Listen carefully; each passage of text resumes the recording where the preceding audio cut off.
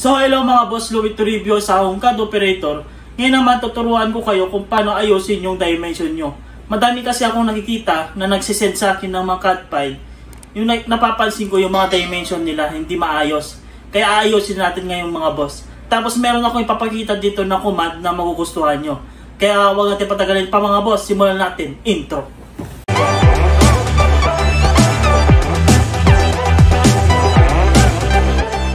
Mga boss, simulan natin. Kung mapapansin nyo mga boss, meron akong sample dito.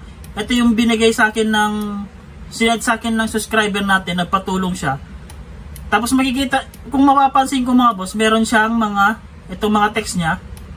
Yan, sobrang lalaki. Hindi siya naka-scale mga boss. Tapos ito, malaki masyado. Tapos yung mga text niya, yung fonts, paiba-iba siya. Yan.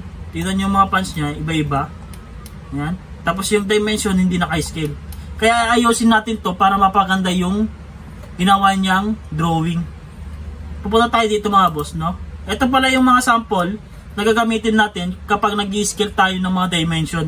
Kapag i-explain ko naman sa inyo kung paano ginagawa, no? Ang gagawin muna natin, ang ginawa ko mga boss, nag-new ako, new, tapos ACAD, open, yan. Tapos nag-start na ako ng drawing agad, hindi na ako DWG units na command para iset pa yung measurement ko. Hindi na mga boss. Kasi karamihan sa atin mga boss, hindi pa yata familiar yung DWG units na pag-set. Kaya ganito lang yung ginawa ko muna. Tapos balik tayo dito mga boss. Yan. Ganun po yung ginawa ko. Ang gagamitin ng dimension ay standard.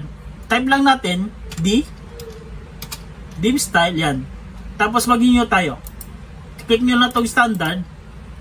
Tapos new, yan. May dim, yan. Tapos standard yung gagamitin natin. Yan. Tapos iaano natin to. Ang gagamitin natin mga boss ay meter.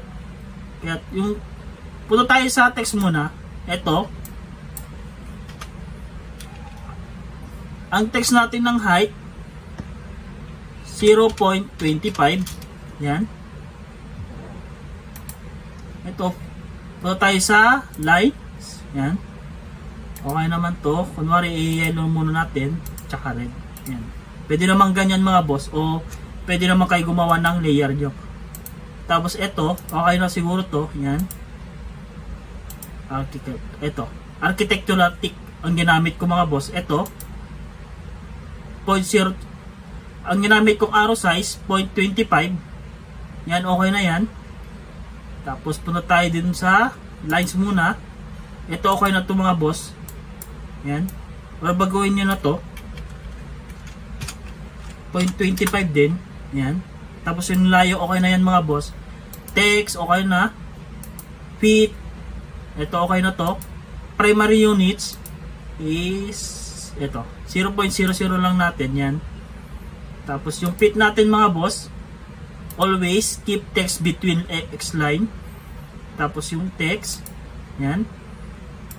Gawin natin above. Ito, align with dimension. Yan. Tapos yung offset natin siya ng 0.18. Yan. Or di kaya babad pa natin ng 10. 0.10. Yan mga boss. Yan, okay na mga boss, no? Okay natin. Yan. Tapos, iset natin mga boss. Set. Close. Yan. Ayan, nakagawa na tayo ng dimension mga boss, no? Ang gagawin natin, hindi na tayo gagawa ng standard ulit. Ito na yung gagamitin natin lahat. Ay, ito na yung gagamitin natin. Kung ano mang scale lang gusto mo, pwede yun. Basta nakaset yung may dim mo na ginawa. Yan. Set natin. Close. Yan. Kunwari, ang gagawin lang natin, type ito. Makita nyo itong command na to. Yan. I-type lang natin. Kung anong gusto nating scale. Dim. Scale. Yan. Tapos enter natin. I-input mo na yung scale na gusto mo. Kasi mm ang gamit natin. Kunwari, itong 1:50. Pag sa meter, ito, 0.15. Kaya, 0.15, enter. Yan. Naka-scale na siya sa 1:50. Try natin to. DLI natin. Enter. Yan. Naka-scale na siya mga boss. Yan. Oh, naka-scale na siya mga boss. Kunwari, ito, i-dimension natin. Gawin nyo lang dan, dim, scale, enter. Tapos anong scale natin? Try natin yung 1:100. Pag sa meter, kasi bitas ang gamit natin mga boss, ito, 1. Enter natin, 1. Enter. Yan. Automatic na siya. DLI natin ulit. Yung natin measurement nito. Yan. Enter. Yan. Diba mga boss? Kunwari, ito. Sobrang liit mga boss, no? Sobrang liit. Mga boss, oh. Makikita nyo maliit siya. Try natin siya. Dim. Type nyo lang ulit. Dim scale. Enter. Tapos yung command na gagamitin natin, try natin tong ito, 0.10. Yung 1:100, ang ilalagay mo lang 0.10. 0.10. Enter. Yan. Tapos DLI work tayo. Yan. Diba? Kung makita nyo yung mga boss, yung model ko, tapos yung dimension ko, hindi masyadong sobrang laki, hindi rin masyadong maliit. Sakto lang siya mga boss, oh. Yan. Ganun lang kadali mga boss. Ganito rin sa multi-leader. Punta na lang tayo sa annotative dito sa taas. Tapos ito, mag-new ulit tayo. New. Tapos ilagay natin siya ng my leader. Leader. Maganyan lang, eh. Nasa inyo na kung anong gagamitin, nasa inyo na kung anong name na gagamitin nyo. May leader na lang ginamit ko. Continue. Yan. Tapos, babugoy lang natin to. Okay, okay na yan. Yan. Babugoy natin ng kulay ganyan. Kunwari ganyan. Tapos, muna tayo dun sa to, content. Babugoy lang natin. Kasi mm ang gamit natin, 0.25 ilalagay natin. Yan. Yan. Okay na yan. Tapos yung text natin, ang gagamitin nating text, yung sinabi ko kanina, hanapin lang natin yung text na nakalagay doon. Hanapin lang natin yung text na nakalagay doon. Yung ginagamit kong text mga boss. Yan. Ito yun. Yan. Tapos apply, set, close. Yan. Set natin. Standard yan. Set. Tsaka close natin.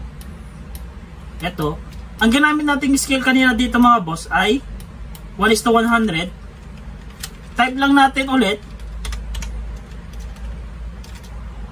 mleader scale. Yan. Enter. Tapos 1:100. Nakano naman siya. 1. Makita nyo.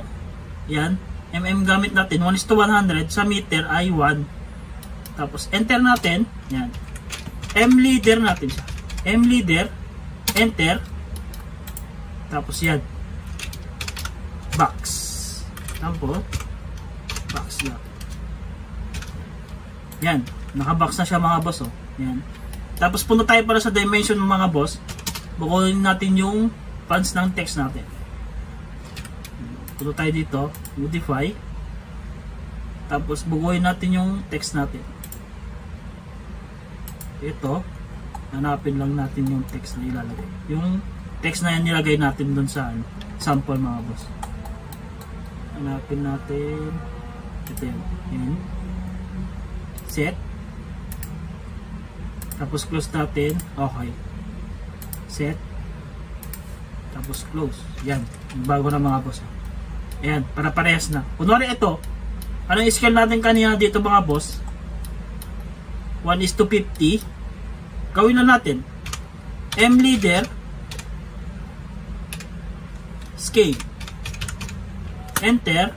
Tapos 0.5. Kasi 1:50 eh. Enter natin. Tapos mleader. Enter. Tapos yan. Box. Yan. Tapos next natin mga boss, ito. Itong maliit na to. Ang ginamit natin kanina dito mga boss ay 1:10.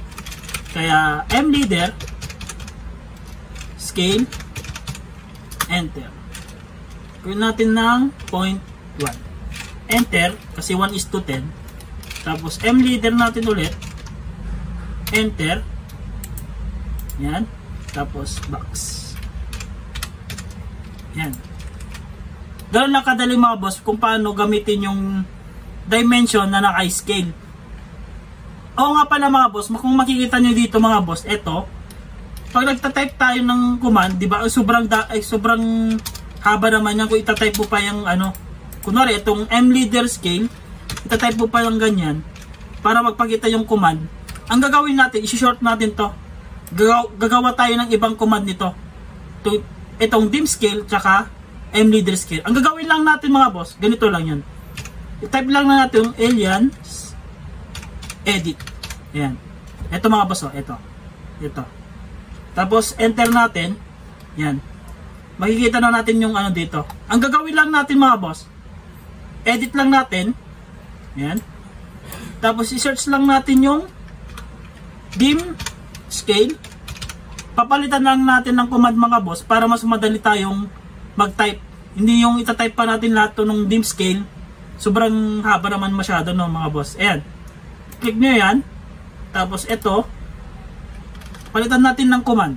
Kunwari, dim, ayan, dim x, ayan, dim x na lang, o hindi kaya dx, yan, okay na siguro yan mga boss. Tapos okay natin, yes, okay, yan. Kaya pag nag-type tayo ng scale, dim x lang natin, yan. Ito makita nyo mga boss, meron siyang kaparehas, kaya hindi siya nagtugma doon sa ano natin, yan. Kung makita nyo may kaparehas siya na command. Kaya ang gagawin natin ulit, palitan natin. Times edit. Tapos search natin ulit, edit. Tapos search natin yung dim scale. Dim scale. Yan. Ito na rin mga boss. Click nyo lang dyan. Tapos ito, palitan natin ng dim x. Yan. Dim x na lang natin. Okay. Yan. Try natin ulit. Ayun.